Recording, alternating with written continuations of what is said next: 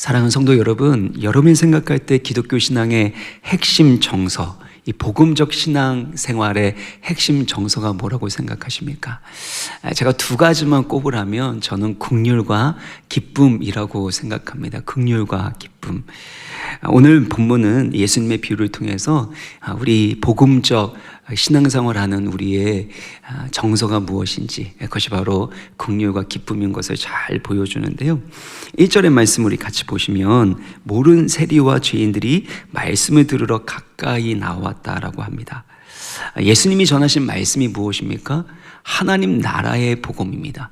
하나님 나라의 복음을 증거하게 될 때 세리와 창녀들과 같은 죄인들이 예수님의 말씀을 듣기 위해서 가까이 왔다라는 것입니다. 사실 그들은 죄인들로서 왜 그렇게 계속해서 반복해서 그 죄악된 자리에 있는지, 그 죄악된 직업을 반복해서 하고 있는지 그 이유를 정확하게 우리가 알 수는 없지만 반복되는 죄악된 생활로 인해서 하나님 나라에 들어가기는커녕 성전에 가까이 갈 수도 없었던 사람들 아닙니까? 그래서 영적으로 도덕적으로 구제불능의 사람들이었는데 그들이 예수님을 만나고 나서 하나님 나라의 복음을 듣기 위하여 예수님께로 가까이 오기 시작했다라는 것입니다. 이것은 놀라운 일이 아닐 수가 없는데요. 하지만 2절을 보시면 바리새인과 서기관들은 이 광경을 보면서 수군거립니다. 여기서 수군거린다라는 것은 불평하다, 원망하다라는 뜻을 가지고 있는데요. 이 구약 성경을 헬라어로 번역한 70인역을 보게 되면 이 단어가 언제 사용되냐면 이스라엘 백성들이 광야에서 하나님을 향하여 원망하고 불평할 때 이 단어를 사용하게 됩니다. 그러니까 이 바리새인과 서기관들도 예수님을 향하여 이와 같은 반감을 가지고 원망하고 불평하고 있는 것을 우리는 알아야 하는 것이죠. 그 이유가 무엇인지를 살펴보면요, 2절을 다시 한번 보여주시면 이 사람이 죄인을 영접하고 음식을 같이 먹는다라는 이유입니다.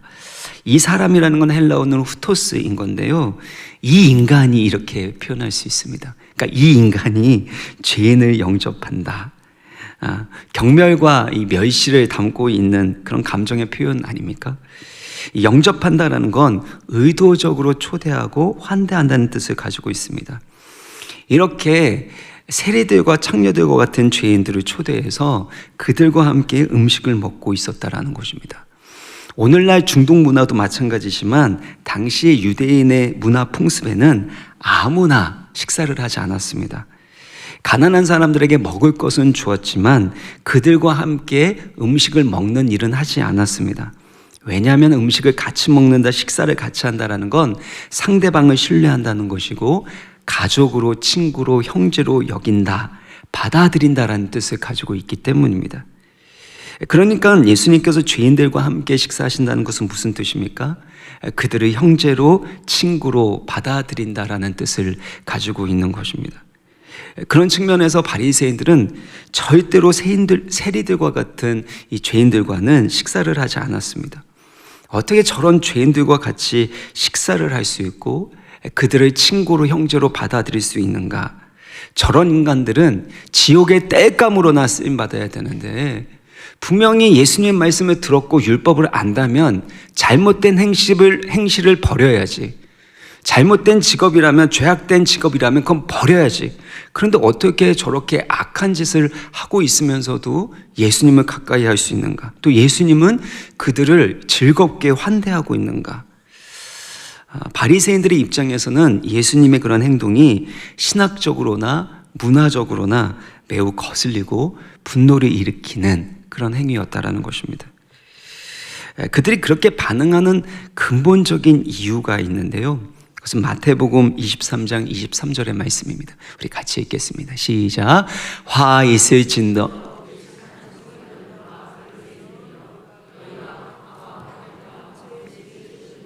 들이대 율법에 더 중한 바 정의와 긍휼과 믿음은 버렸도다.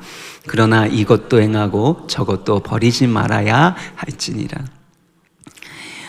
바리새인들, 서기관들은 율법에 대해서 너무나도 잘 알고 있었고 그 율법을 지키는데, 철저하게 지키는데 열심을 가지고 있는 사람들이었습니다. 그렇게 율법을 잘 지키려고 하는 것이 나쁜 것입니까? 아닙니다. 좋은 일입니다. 근데 문제는 뭐냐면 율법에서 더 중한 바 정의와 긍휼과 믿음을 버렸다라는 것입니다. 그래서 예수님께서 말씀하시는 것은 바리새인들, 서기관들이 하고 있는 그런 행위들, 그것도 행하지만 율법에 더 중요한 바 정의와 긍휼과 믿음은 버리지 말아야 한다라고 말씀하는 것이죠. 가장 큰 문제는 하나님의 그 긍휼의 마음을 잃어버렸다라는 것입니다. 자기 의로움과 자기 기준에 따라서 자기의 모습을 평가할 뿐만 아니라 다른 사람들을 판단하고 정죄하는 그 일들을 반복해서 했다라는 것입니다. 그러니까 예수님께서 죄인들과 함께 식사하는 그 모습을 보면서 예수님까지 혐오하고 불평하고 그리고 경멸의 그 말로 예수님을 깎아내리고 있는 거 아닙니까? 지금 두 가지 감정이 이들 사이 가운데서 부딪히고 있는 것을 보게 됩니다. 기쁨과 원망, 긍휼과 멸시입니다. 5절, 7절, 9절 여기를 보면은요, 예수님의 마음에는 이 기쁨과 즐거움으로 가득 차 있는 것을 볼 수 있습니다. 뿐만 아니라 죄인들을 향한 하나님의 긍휼로 넘쳐 흐릅니다. 반면에 종교 지도자들의 마음에는 원망과 불평이 가득 차 있습니다. 또한 멸시와 분노의 감정이 꽉 차 있는 것을 우리는 보게 됩니다. 사랑하는 성도 여러분, 여러분 가운데는, 여러분의 마음 가운데는 무엇이 가득 차 있습니까? 누군가를 판단하는, 또 정죄하는 마음이 있습니까? 저러고도 신앙생활 하는 거야? 저러고도 권사고 저러고도 집사야?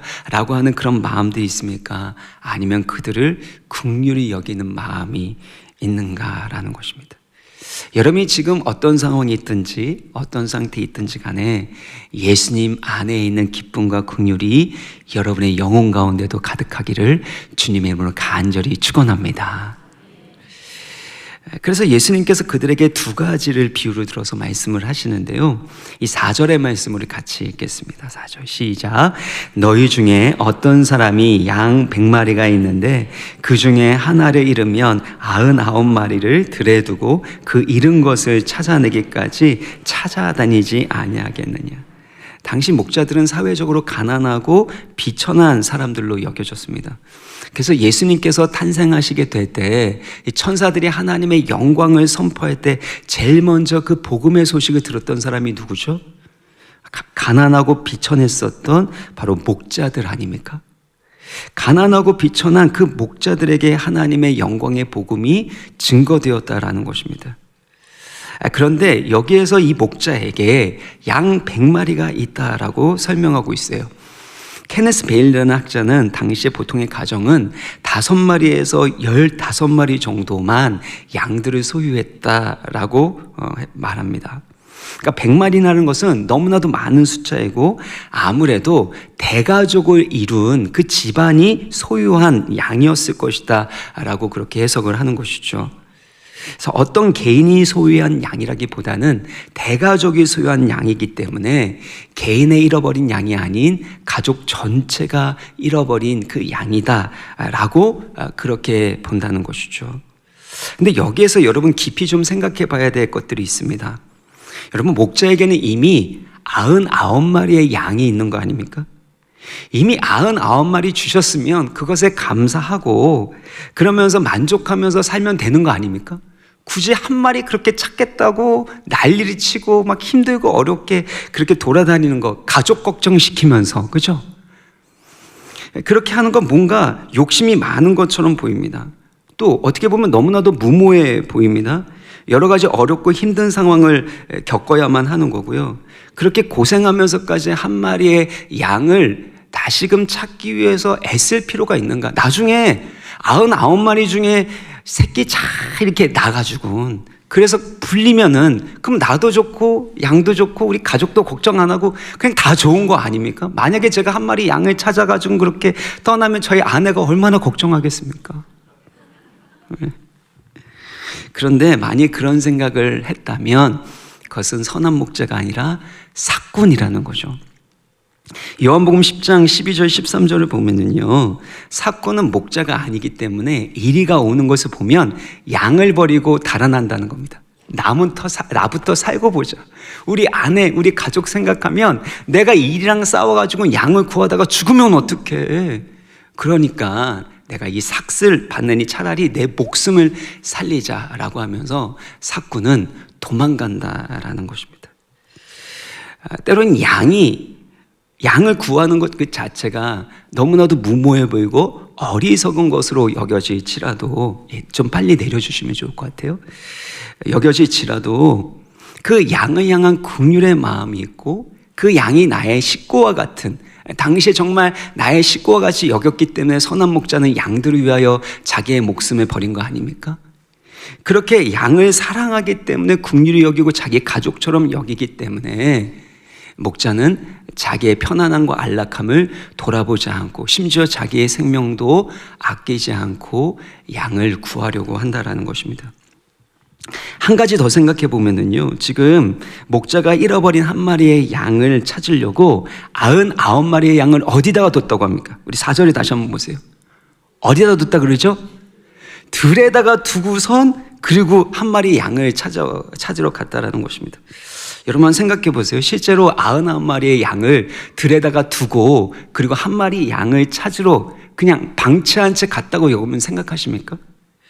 저는 그렇다고 생각하지 않습니다. 나중에 잃어버린 양을 찾아갖고 본인의 집으로 갑니다. 들에 있는 데로 가지 않고요, 집으로 간다라는 건 이미 99마리의 양도 집에 있다라는 뜻이 아닐까라는 생각을 하게 됩니다. 그리고 함께 기뻐할 친구들과 이웃들이 있는 것을 보았을 때도 이 99마리의 양을 맡기고 한 마리의 양을 찾으러 가는 것이 당연히 해야 될 그 목자의 현명한 선택이었을 것입니다. 근데 예수님은 의도적으로 양을 맡겼다라는 표현을 하지 않고 들에 99마리의 양을 두고 한 마리의 양을 찾으러 갔다라는 것입니다.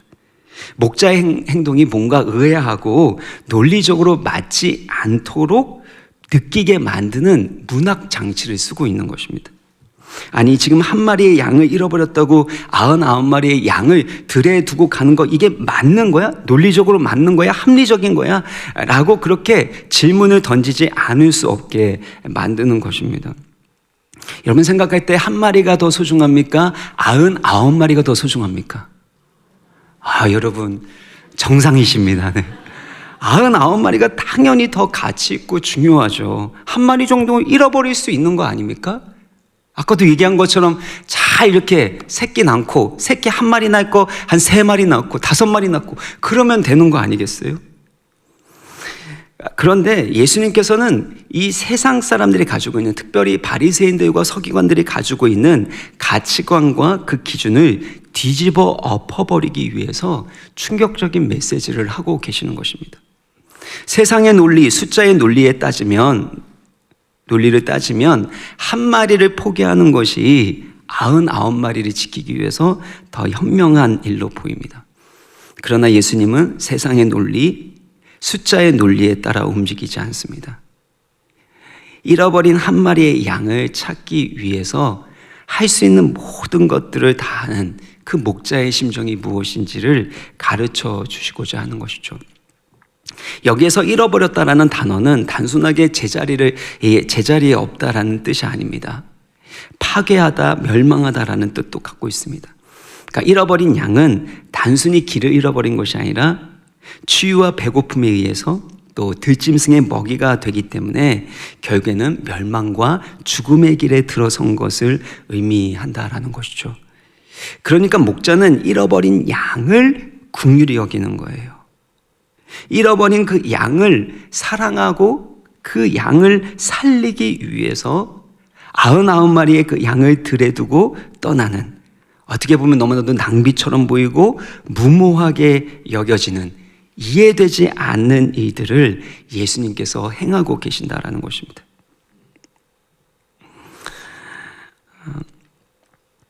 그래서 이 부분을 잘 설명하는 것이 7절의 말씀인데요. 7절의 말씀을 같이 읽겠습니다. 시작.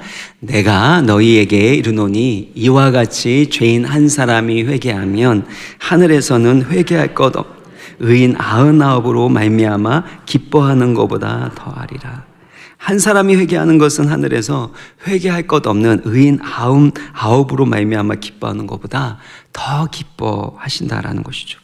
그러니까 세상의 기준과는 다르게 하나님 나라의 가치관에 따르면 잃어버린 한 영혼이 의인 99보다 더 귀하고 그들이 주님께로 돌아오는 것을 더 기뻐한다라는 것입니다. 그러니까 하나님의 나라는 숫자의 논리가 아니라는 겁니다. 얼마나 많이 모였는가 이것에 따라 중요한 것이 아니라 얼마나 잃어버린 한 영혼을 향한 하나님의 긍휼과 사랑을 가지고 그 영혼을 구원하고자 하는가, 그것이 정말 하나님 아버지의 마음을 가진 복음적 공동체라는 것이죠. 어떤 분들은 이런 생각을 할 수 있습니다. 우리 교회가 이미 사람이 이렇게 많이 모이고 있는데 왜 그렇게 전도를 해야 되는가? 지금 있는 사람들이라도 잘 돌보고 행복하게 신앙생활하는 것이 중요하지 않는가라는 생각이 들 수 있습니다. 여러분, 숫자가 많이 모이는 거 중요하지 않습니다. 정말 중요한 것은 얼마나 많은 사람들이 예수 그리스도의 형상을 닮아가고 예수 그리스도의 성품을 나타낼 수 있는 제자가 되어가고 있는가. 얼마만큼 많은 수가 모이는 것보다 얼마만큼 영적으로 성숙한 사람들이 양산되고 훈련되고 있는가, 이것이 더 중요한 거라고 저는 생각을 합니다. 하지만 우리가 성장하고 성숙한다는 건 결국엔 잃어버린 한 영혼을 향한 예수님의 마음을 품게 되는 것이죠. 그러면 이 교회가 나의 행복함과 안락함을 위해서, 나의 편안함을 위해서 결단코 움직이지 않는다라는 것입니다. 여러분, 새로운 사람들이 오게 되면 어떻게 됩니까? 불편한 게 한두 가지가 아닙니다. 신경 써야 될 것도 너무나도 많습니다. 여러분, 계속해서 사람들이 몰려오면요, 그러면 주차도 양보해야 되잖아요. 그러면 제가 강단에서 계속해서 중직자분들, 성숙한 분들 양보하십시오, 희생하십시오, 제가 저기 상가에다가 대고 오는 것처럼 여러분도 하셔야 되는 거 아닙니까? 뭐 이렇게 여러분 괴롭히지 않겠습니까? 그러니까 사실은 그 영혼을 구원한다는 것 자체는 우리의 자연인 입장에서는 불편하고 힘든 일이 될 수밖에 없다라는 것입니다. 그런데 그런 마음이 바리새인과 서기관들의 그 마음과 다를 바가 없다라는 것입니다. 자기 중심적으로 생각하는 거죠. 나만 편안하면 되고, 내가 행복한 신앙생활하면 되고, 내가 원하는 봉사하고, 내가 원하는 방식으로 신앙생활하고, 우리가 좋으면 그만이라는 것입니다. 그런 것이 결국엔 교회를 병들게 하는 것이고, 그런 사람들이 결국에는 바리새인과 서기관들과 같이 바로 하나님의 마음을 아프게 한다라는 것입니다. 예수님의 마음은 어떻죠? 이와 다릅니다. 4절에 다시 한번 보시면요, 그 잃어버린 것을 찾아낼 때까지 찾아다닌다고 말합니다. 어떤 수고와 어떤 대가를 지불해서라도, 어떤 불편함과 어떤 고통이 있다 할지라도 반드시 잃어버린 것을 찾아내겠다라는 것입니다. 그만큼 잃어버린 양을 향한 사랑과 긍휼이 있기 때문이 아닙니까? 또 5절을 보면은요, 또 찾아낸 다음에 즐거워서 어깨에 메고 있다라는 것입니다. 여러분, 찾아내는 것도 사실 힘들지만 더 힘든 건 찾아낸 양을 어깨에다가 메고 그리고 나서 집으로 돌아온다는 겁니다. 여러분, 어린 양이면, 새끼 양이면 괜찮습니다. 근데 만약에 등치 큰 양이 잃어버렸으면 그다음부터는 어깨에 메고 오는 것과 곤욕입니다. 근데 그걸 보고 즐거워했다라는 거예요. 왜요? 양이 작으니까. 아니죠. 양이 작던 크던 내가 사랑하는 나의 귀한, 나의 가족과 같은 양이기 때문에 그걸 들쳐업고 오는데 그것이 즐거움과 기쁨이 되었다라는 것입니다. 이게 사랑 아닙니까? 우리가 얼마만큼 예수님을 닮아가냐라는 건 얼마만큼 내 가운데 사랑이 있냐라는 것입니다. 사랑하기 때문에 영혼을 구원하기 위해서 내가 할 수 있는 것들을 다 하는 것이죠. 여러분, 누가 교회를 사랑하는 사람입니까? 교회를 위해서 얼마만큼 희생하고 양보할 수 있는가? 누가 정말 주님을 사랑하는 사람입니까? 내가 주님을 위해서 얼마나 양보하고 희생하고 봉사하고 섬길 수 있는가라는 것입니다. 그러니까 결국엔 그 사람의 희생하는 모습, 섬기는 모습을 보면 그 사람이 얼마만큼 주님을 사랑하는지를 알 수 있는 법이죠. 그래서 크레이그 그루셀이 했었던 말이 저는 참 마음에 계속 남습니다. 죄를 짓는 것이 아니라면 어떤 방법을 써서라도 영혼을 구원하기 위해서 힘써야 한다는 겁니다. 죄를 짓는 게 아니라면 어떤 방법을 써서라도, 물론 하나님의 방법이고 성령의 권능으로 해야 되겠지만 어떤 방법을 써서라도 영혼 구원에서 힘쓸 수 있는 사람이 진정으로 주님을 사랑하고 주님을 닮아가는 사람이라는 것입니다. 이렇게 주님을 닮아가는 그런 성숙한 사람이 되기 위해서 세 가지를 좀 적용하기를 원하는데요. 이 첫 번째는 목자의 심정, 긍휼의 마음을 품어야 한다는 것입니다. 앞서 말씀드린 것처럼 예수님은 세상의 가치, 숫자의 논리에 이끌리지 않으셨습니다. 하나님의 긍휼과 사랑에 이끌리셨죠. 마태복음 9장 36절의 말씀 우리 같이 읽겠습니다. 시작. 무리를 보시고 불쌍히 여기시니 이는 그들이 목자 없는 양과 같이 고생하며 기진합니다. 여기서 불쌍히 여기시니라는 이 헬라어 단어가 스프랑크 니조마이라는 그 단어에서 나오는 것인데 내장이 떨리다 움직이다라는 것입니다. 우리나라 말로 바꾸게 되면 단장지혜로 바꿀 수 있는 것 같아요. 단장지혜. 창자가 끊어지는 것 같은 그런 아픔으로 우리를 긍휼히 여기신다라는 것입니다. 목자 없는 양, 잃어버린 양을 볼 때마다 그와 같이 내장이 끊어지는 것 같은 그 아픔과 긍휼의 마음으로 품는 것, 이것이 바로 목자의 심정이고 예수님의 마음이라는 것입니다. 예수님이 이러한 긍휼을 품으셨기 때문에 하늘의 영광과 보좌를 버리시고 가장 낮은 이 땅 가운데 오셨고 우리를 사랑하시기 때문에 우리를 대신하여 십자가의 고난을 당하시고 죽으신 거 아닙니까? 여러분 생각해 보세요. 논리적으로는 이게 말이 되는 일입니까? 어떻게 비교할 수 없는 영광스러운 하나님의 아들이 우리같이 비천한 죄인을 위해서 자기의 생명을 아낌없이 주시고 고난과 수치를 당하셨냐라는 것입니다. 우리가 그럴 만한 가치가 있는 존재입니까?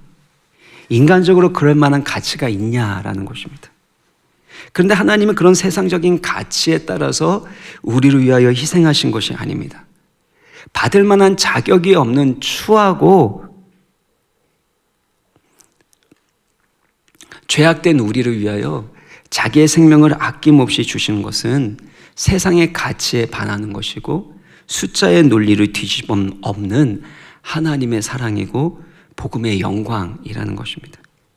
그래서 그리스도인이 된다라는 건 점점 논리적으로 합리적으로 따지는 것이 아니라 얼마만큼 하나님의 사랑과 긍휼을 흘려보내는 사람이 될 것인가, 여기에 달려 있는 것입니다.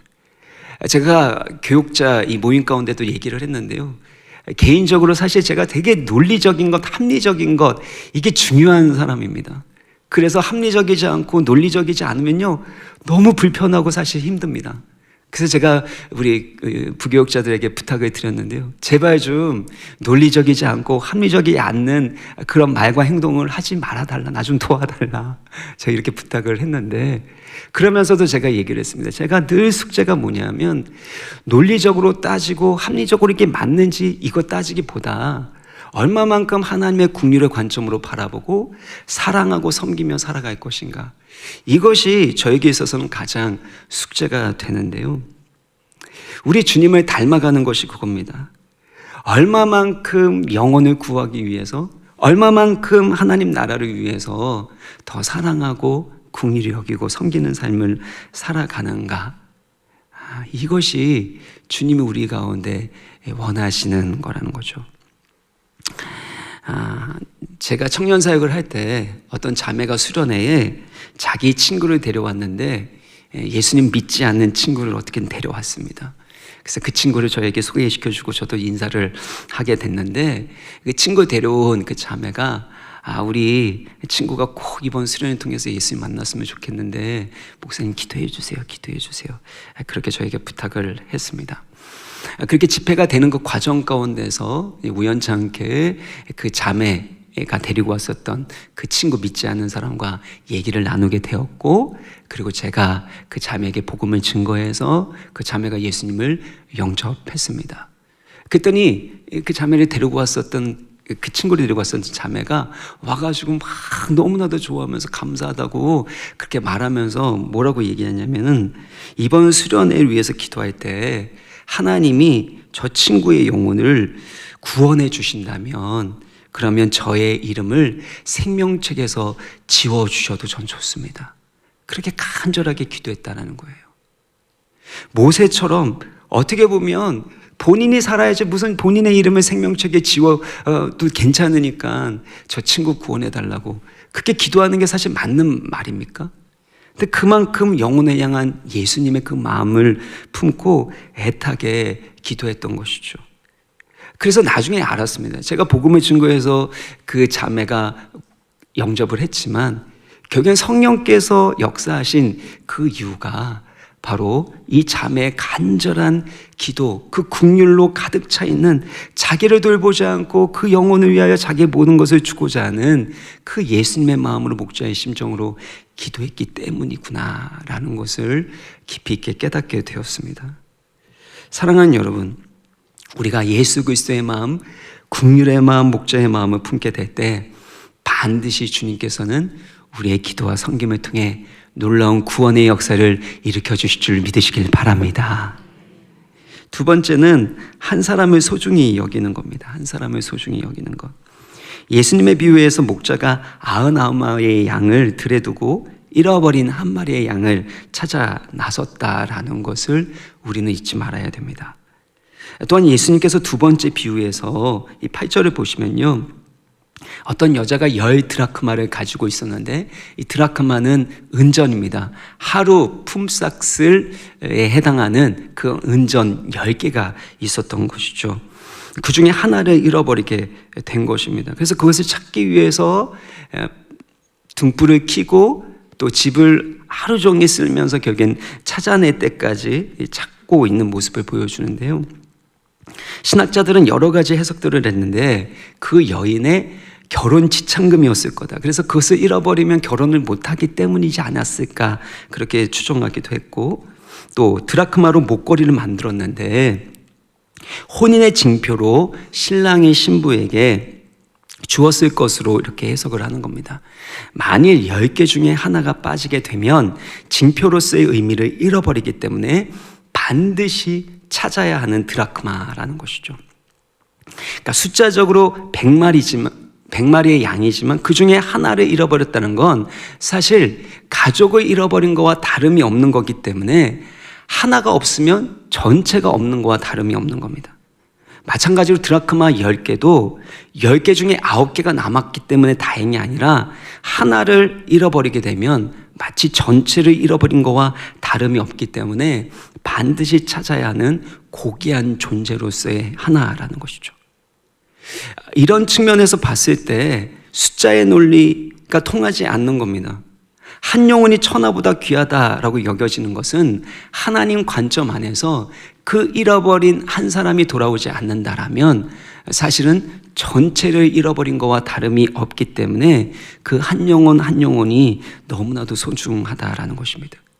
예수님께서도 우리 한 사람을 구원하기 위해서 십자가의 고난을 당하시고 죽으신 거 아닙니까? 그래서 중요한 것은요, 잃어버린 한 영혼을 향한 예수님의 마음을 품는 것입니다. 우리 가정교회도 마찬가지입니다. 이 한 사람 정도 없으면 어떠나, 우리 교회에 이 한 사람 정도 없으면 어떠나, 그런 생각을 하는 것이 아니라 그 한 사람이 없으면 마치 나머지 9개가 사실 의미가 없는 것처럼 여기는 그 마음, 한 사람을 소중하게 여기는 것이 바로 예수님의 마음이라는 것입니다. 근데 여기에서 여러분 오해하시면 안 됩니다. 나는 그러면 이제부터 한 명만 품고 한 명의 구원만을 위해서 애쓰겠다. 여러분, 영화 주유소 습격 사건을 보면은요, 거기 재밌는 표현이 나오는데 많은 사람 막 덤벼들려고 막 그러니까 뭐라 그럽니까? 나는 한 놈만 죽인다. 나 한 놈만 팬다. 한 놈만 걸려봐라. 그러니까 결국에는 그 누구도 못 덤비고 이제 나중에 이렇게 막 도망가고 막 그렇게 되는 거. 영화를 안 보셨나 봅니다. 네. 한 놈만 안 팬다, 한 놈만 한다, 이렇게 생각할 수 있는데요, 그렇지 않습니다. 영혼 구원에 있어서는요, 주의 말씀을 의지해서 그물을 던지는 겁니다. 복음을 증거하는 거예요. 1지망, 2지망, 3지망, 4지망, 5지망 있는데요, 어디에서 열매가 맺힐지, 어느 사람이 주님께로 돌아올지 우리가 모르는 겁니다. 결국에는 한 사람 한 사람을 주님의 마음으로 사랑하고 그들 가운데 하나님께서 은혜 베푸시고 일하실 수 있도록 하나님께 맡겨드리는 것, 이것이 바로 복음 전도라는 것이죠. 세 번째는 찾아낼 때까지 포기하지 않는 사랑이 필요합니다. 이 4절을 다시 한번 보시면은요, 이 뒤쪽에 보면 그 잃은 것을 찾아내기까지 찾아다니지 아니하겠느냐라고 하죠. 그러니까 잃어버린 것을 찾기까지 포기하지 않는다는 겁니다. 8절도 마찬가지입니다. 그 하나를 잃어버리게 되면 찾아내기까지 부지런히 샅샅이 뒤지면서 찾지 않겠느냐라고 말씀합니다. 그러니까 예수님의 사전에는 포기란 없는 거죠. 반드시 잃어버린 영혼은 내가 찾아내고 말 것이다. 잃어버린 드라크마는 집안에 있기 때문에 잃어버릴 리가 없다. 반드시 찾아낼 수 있다라고 선언하고 계시는 겁니다. 이것은 신실하신 하나님의 주권과 열심을 보여주는데요, 요한복음 18장 9절을 보면 예수님께서 말씀하십니다. 아버지께서 내게 주신 자 중에 하나도 잃어버리지 않았다라는 그 말씀이 성취됐다는 겁니다. 예수님은 한 영혼도 잃어버리지 않은 줄 믿습니다. 모두 다 실패하지 않고 구원을 이루신다라는 것이죠. 그래서 7절부터 10절을 보면은요, 죄인 한 사람이 회개하는 부분에 대해서 반복해서 말씀을 하는데 6절과 9절을 보면은요, 재미있는 표현이 뭐냐 하면 나의 잃은 양을 찾아내었노라, 잃은 드라크마를 찾아내었노라라고 표현하고 있습니다. 분명히 그 다음 절들 보면 회개하는 자가 있으면 천국에서는 의인 99으로 인하여 기뻐하는 것보다 더 기뻐한다고 회개에 대해서 말했는데, 그 회개한 사람이 누구라는 거예요? 잃어버린 자를 찾았다라는 것이죠.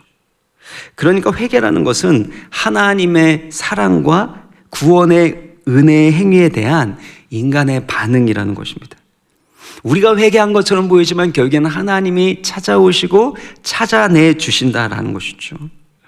저는 이게 너무나도 와닿습니다. 왜냐하면 저는 물론 어린 시절에는 제가 성령 체험도 했고 또 방언도 하고 그랬지만, 목사 되기 싫어서 막 도망다니는 그런 과정들, 하나님 나를 바꾸려면 한번 바꿔보세요, 난 절대 안 바뀝니다, 그렇게 완강하게 거부를 했는데, 결국에는 그 하나님의 놀라우신 사랑과 은혜 앞에 제가 설득이 되었고, 결국엔 주님을 다시 만나게 되면서 목사로 헌신하게 되었기 때문에 저의 어떤 열심의 의지로 주님께 돌아간 것이 아니라는 것을 너무나도 잘 알고 있습니다. 주님이 제 가운데 찾아오신 거예요. 찾아오셔서 저를 만나 주신 거니. 그래서 제 삶 가운데 회개와 회심의 일들이 일어나게 된 것입니다. 그래서 저희가 아까도 찬양했지만 주의 사랑을, 주의 선하심을 이렇게 찬양할 때 후렴을 보면 나 길을 잃고 헤맬 때 그 사랑 날 찾아내셨네. 내가 주님께로 돌아가는 것이지만 결국엔 누가 찾아오신 거예요?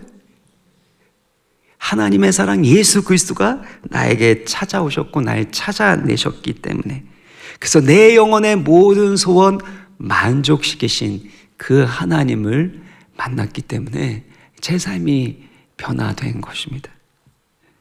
그런 측면에서 우리는 어떤 상황에서도 낙심하거나 포기하지 말아야 됩니다.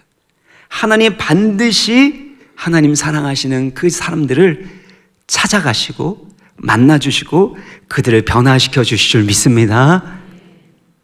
게으르거나 나태해서도 안 됩니다. 하나님의 주권 가운데서 하나님이 일하고 계시기에, 그래서 주님도 그 잃어버린 양을 찾아 그 드라크마를 찾기 위해서 그렇게 애쓰셨던 것처럼 우리도 믿음이 있다면 힘써 그 영혼을 구원하기 위하여 섬기고 사랑하고 전도하고 기도해야 하는 것입니다. 그런 의미에서 전도는 행사나 이벤트가 아닙니다. 전도는 사랑의 관계이죠. 포기하지 않는 사랑의 관계 가운데 하나님이 일하시고 그 영혼을 구원하십니다. 어떤 청년이 대학원에서 이 경영학을 전공하기 위해서 유학을 가게 됐습니다. 근데 수업을 듣게 됐는데 10명이 조금 넘는 그런 클래스였는데 알고 보니까 자기 빼고는 거의 다 이 기독교 신자였다라는 겁니다. 그래서 만나는 사람마다 이 수업을 들을 때마다 이렇게 전도를 한대요. 보통 이 미국 가면은요 특별히 할 게 없거든요. 그래서 이 교회를 가도록 이렇게 유도하면 거기 안에서 이 소셜 릴레이션십도 생기고 네트워크도 생기고 그러니까 사실은 이 술 많이 먹고 그렇게 놀았던 이 아저씨들, 이 남편들이 미국 가면요 이민교회 꼭 갑니다. 할 일이 없으니까 술 마실 사람도 없고 그렇게 이제 접근을 했었던 건데 이분은 난 절대 안 넘어간다 이렇게 다짐하고 다짐했고 결국에 1년 넘게 그렇게 버텼다라는 것이죠. 그래서 1년 정도 넘어가니까 이 전도했었던 사람들이 다 포기하더라는 겁니다. 근데 한 번도 자신에게 이 교회 가자 또 예수님 믿어야 된다 그렇게 말하지 않았던 어떤 사람이 갑자기 자기에게 와서 이 복음도 전하고 교회 가자고 얘기를 했다라는 것입니다. 그때가 여러 가지로 힘들고 어려운 그런 상황들이었기 때문에 그래서 결국에는 그분 따라서 이제 교회를 가게 되었고 예수님을 믿게 된 거죠. 그래서 나중에 물어봤대요. 한 번도 1년 넘게 한 번도 자신에게 아무 말도 안 하다가 다른 사람들은 다 포기했을 때 왜 나에게 그렇게 전도를 했느냐라고 물어봤더니 그분이 말하는 게 그분들이 자기가 그분을 위해서 이 전도한 분을 위해서 1년 넘게 기도했다라는 거예요. 계속해서 기도했는데 다른 사람들이 전도하는 거 보면서 우리까지 하게 되면 좀 부담이 되니까 우리는 기도만 하자. 하나님이 그들을 통해서 일하시도록 기도만 하자. 그렇게 했다는 겁니다. 그런데 다른 사람들이 다 포기해서 이제는 우리라도 해야 되겠구나라고 생각해서 그때 이제 집에 초청하고 전도를 해서 이와 같은 일들이 일어났다라고 한 거죠. 그때 이 예수 믿었던 이분이 뭐라고 얘기했냐면 저를 포기하지 않아 주셔서 감사합니다. 그 인사를 했다라는 겁니다. 저를 포기하지 않아 주셔서 감사하다. 근데 그분이 나중에 목사님이 되었으면 이제 목회를 하게 되는데 어느 집사님의 이 남편과 이제 교회 가는 걸로 그렇게 약속을 했다라는 겁니다. 그래서 약속했으니까 기다렸는데 그날 약속 시간이 10시였는데 이 남자분이 일이 많다고 갑자기 약속 못 지키겠다고 그냥 목사님 가시라고 그렇게 했다라는 거예요.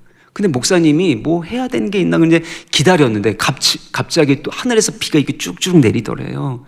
그래서 그냥 비 맞으면서 그렇게 계속해서 기다렸다라는 겁니다. 30분 정도 기다렸는데 이 식당에서 일하는 이 남자분이 이 비 맞고 그렇게 30분 넘게 기다리고 있는 목사님 보니까 그렇게 처량해 보이더래요. 그래서 목사님한테 내가 이렇게 하면 안 되지 하면서 이제 교회를 따라가게 됐고 그것이 계기가 돼서 그분도 예수님 믿고 거듭나게 되었다라는 거죠. 나중에 그 목사님께 이 남자분이 질문을 했대요. 그때 왜 저를 기다리셨습니까? 그랬더니 이 목사님이 포기해야 될 이유가 딱히 생각나지 않았다라는 거예요. 그래서 그냥 서 있었다는 겁니다. 포기해야 될 이유가 생각나지 않아서 그냥 서 있었더니 비가 내리게 되고 그로 인해서 처량하게 보이는 자기의 모습을 보고 이 남자분이 결국엔 따라 나서게 된 건데요. 그때 이 남자분이 나중에 예수님 믿고 나서 이렇게 표현했다고 합니다. 그런데 목사님, 저를 기다려주셔서 감사합니다. 저를 포기하지 않아주셔서 감사합니다. 그 고백을 하더래요. 본인이 예수를 믿을 때 했었던 그 고백을 본인이 목사 되어서 듣게 되니까 그것이 얼마나 감격스러웠는지 모른다라는 고백을 제가 들었습니다. 벌써 제가 신대원 시절에 들었었던 어느 목사님의 간증인데 기억에 남을 정도로 제 마음에 남는 이유가 있다면 하나님이 저를 포기하지 않으셨기 때문에 제가 이 자리에 있는 거거든요. 그래서 어떤 상황에서도 포기하지 말자. 하나님이 나를 포기하지 않으신 것처럼 하나님이 그 영혼을 포기하지 않으신다라는 그 믿음으로 지금까지 저도 목회하고 있습니다.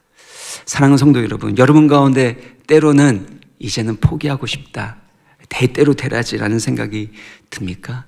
하나님은 결단코 포기하지 않으신 줄 믿습니다. 어떤 연구에 의하면요, 사람들이 그리스도를 영접하기까지 이 평균 한 7번의 그 만남이 있고 또 3번 이상의 그 복음을 들어야 한다는 겁니다. 근데 어떤 사람들은 30번 이상 만나고 또 복음을 10번 이상 들어야지만 그렇게 거듭나는 사람들도 있다라는 것이죠. 어떤 통계에 적용이 될지 우리는 모릅니다. 언제가 그 사람을 향한 하나님의 구원의 때인지 우리는 모릅니다. 여러분, 어떤 상황에서도 포기하지 마십시오. 찾아내기까지 잃어버린 양을 찾아다니시는 그 예수 그리스도의 마음과 그 열심과 끈기를 갖고 한 영혼 한 영혼을 기도하고 복음 증거하고 그 영혼을 구원하는 데 쓰임받는 복음의 산증인 되시기를 주님의 이름으로 간절히 축원합니다.